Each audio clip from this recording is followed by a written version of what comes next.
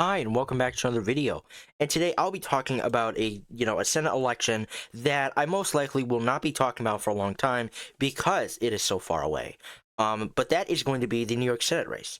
As a New Yorker, this election means very much to me, as I'm sure it does for many other New Yorkers across the state, whether you're a Democrat, Republican, Independent, or don't really care much for politics. But the reason I'm talking about this, election today that is 3 years away is because there was a new poll that AOC, the very popular New York Democrat House representative, leads the incumbent Senator Chuck Schumer in a head-to-head New York primary matchup by double digits. Now, if you are not into politics as much as I am, or you don't follow the news closely as I do, there is a very, very strong disapproval for Chuck Schumer, not just within, his own constituents, but with the Democratic base.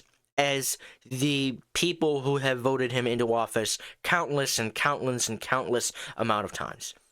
And the reason for that is because about a couple months ago, Chuck Schumer made a decision that was very unpopular and that got him very wide, massive criticism within the Democratic Party, with even just liberals who aren't even in the Democratic Party, with basically anybody on the left. If you're far right, if you're center, if you're just, a progressive Democrat, if you're a blue dog Democrat, all of them were upset with what he did. Because what Chuck Schumer did was he voted for the Republican-backed spending bill, and not only did he vote for it, he convinced 9 of his Democrat colleagues to also vote for it. So there is not just an upset with Schumer, there's an upset with all these 9 Democratic senators. And Schumer, also, he's not the only New York Democrat who voted for this bill. Christian Gillibrand, who recently won re-election last year, also voted for the bill. So Chuck Schumer is the one who leaded the charge, and I'd argue that he probably is the most vulnerable out of all 10 Democratic senators who voted for the Republican-backed spending bill. The majority of the Democratic senators obviously voted against the bill, but Schumer and these 9 other Democratic senators that were either retiring or not up for re-election in a really long time voted for the bill.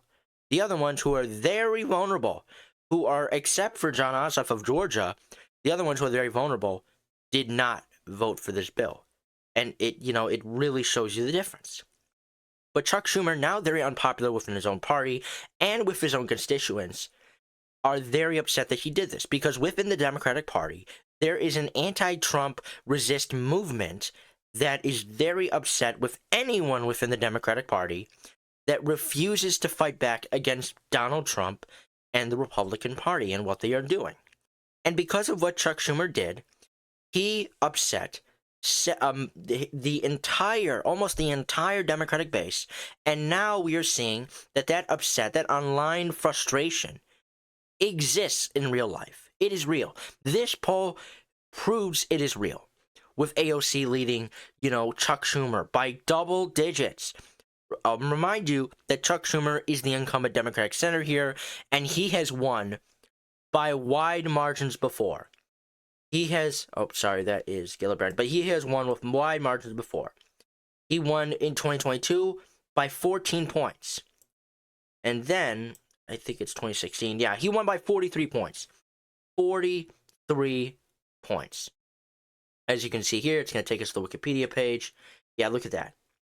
Look at all those counties he won in 2016.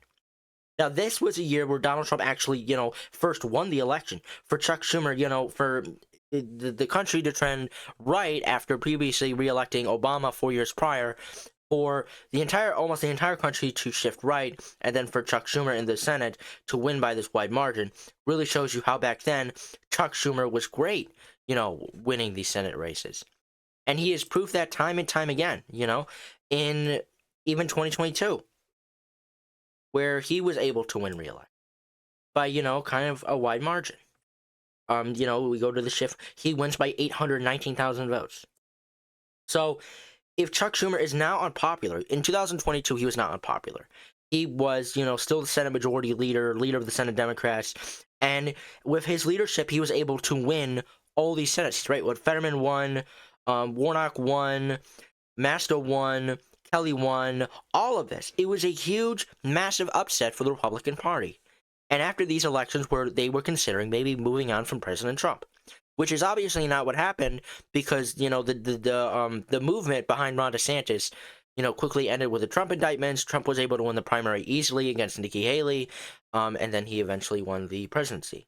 And with that, with the country trending right, we also saw a huge rejection within the Senate Democrats, and not just the Senate Democrats, but with the Democratic Party as a whole. Senator Chuck Schumer, as leader, lost Pennsylvania, which was supposed to be an extremely, extremely easy race for Democrats to win. Bob Casey, by not campaigning at all, he let that race happen. I don't believe it is entirely in Chuck Schumer's fault, but as the leader, it looks really, really bad. Where McCormick was only able, to win with 15,000 votes. 15,000 votes. And we also have West Virginia, that was expected to go where Justice was able to win by, 300,000 votes. And sure, Democrats were able to hold on to, Michigan by a very close margin and Wisconsin with a very close margin. But they also lost Montana by not a huge margin, 43,000 votes. Now, Montana seemed, kind of inevitable to flip, kind of like, also how West Virginia was. But losing Pennsylvania and losing Ohio, which was a winnable race, Moreno won it with 200,000 votes. And that is only because Trump's base shows up. Trump base shows up in these, presidential elections, which is why Senate Democrats did so poorly. Sure, they won, Michigan, they won Wisconsin, they won Nevada, they won Arizona, they even won Texas. Which was expected, but it was also, maybe, expected for this to be close when that is not what happened. And now under Chuck Schumer's, leadership, he put all money into Texas. He put all money into Ohio and Pennsylvania and Montana, all races that the Democrats lost. And now with what he did, with the spending bill, he is viewed as even more unpopular. Not within his own people in New York, his own constituents, but with the Democratic base. The Democratic base is demanding for new leadership, saying that they are unsatisfied with what Schumer and other leaders within the Democratic Party has done, and this poll proves it. This poll proves that Democrats within Chuck Schumer's state want somebody new, not just as a senator, but with the leader of the Senate Democrats. And luckily for you guys, I have this poll here that was released, and we can see that among New York Democratic primary voters, there are several Democrats that are not even in New York that are very much more popular than Chuck Schumer.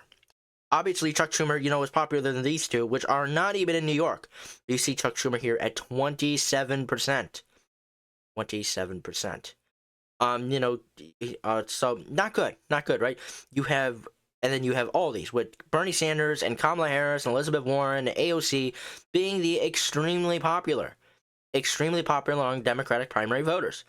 Favorable 83, unfavorable 14, and then you go down to Schumer, who's at 27% favorable, 27%, and you have somebody like AOC who is at 50% and only has a 10% unfavorable. Or a 10% very unfavorable, or 16% unfavorable.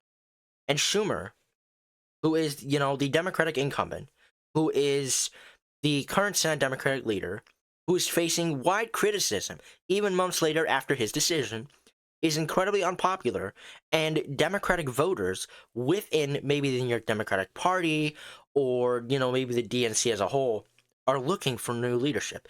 Even if some Democratic senators don't come out and say it publicly, they are not exactly trusting in Schumer, especially because in September, this coming fall, there's going to be another spending bill where a lot of Democrats are going to look at Schumer and see what he does. Does he cave like last time, or does he do something different and actually, resist against Donald Trump and Republicans?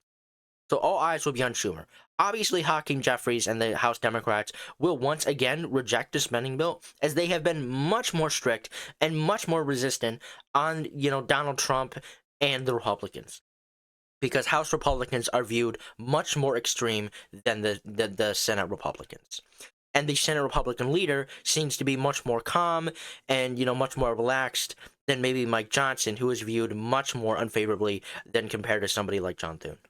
So what we are seeing here is a clear rejection of Chuck Schumer and several other Democrats, but mainly Chuck Schumer. It looks really bad. And you could also see here an overwhelming majority of New York Democrats want their leaders doing more to oppose Trump, which is something that Chuck Schumer is, not doing. Generally speaking, do you think Democrats in Washington are doing too much, not enough, or the right amount when it comes to standing up to Donald Trump and the MAGA movement? Too much? The right amount is 10%. Not enough is 84%. And don't know? Clearly a small, margin, but 84% for not enough. The majority of these Democratic voters are, not satisfied with what, the Democrats are doing to oppose Trump. They believe they're not doing enough to oppose Trump. Only 10%, believe it's the right amount. Only 10%. So we have more here. In a hypothetical matchup for the 2028 Democratic primary for the U.S. Senate in New York, Ocasio-Cortez leaves Schumer by 19-point margin, 55% to 36%. Ocasio-Cortez leads with primary voters across racial and ethnic subgroups with a 16-point lead among black voters, a 15-point lead among white voters, and a 28-point lead among Latino voters. Among voters under 45, she holds a 50-point lead, and she carries voters 45 and over by 8 points. Ocasio-Cortez also leads with voters across gender and educational status, while Schumer only leads among self-identified moderates. So Schumer, is able to lead among the base that are moderate, that don't believe we should, be fighting or they should be fighting the Republicans that much. But AOC is really, gaining momentum along with people who, with all different backgrounds, with all different racial backgrounds.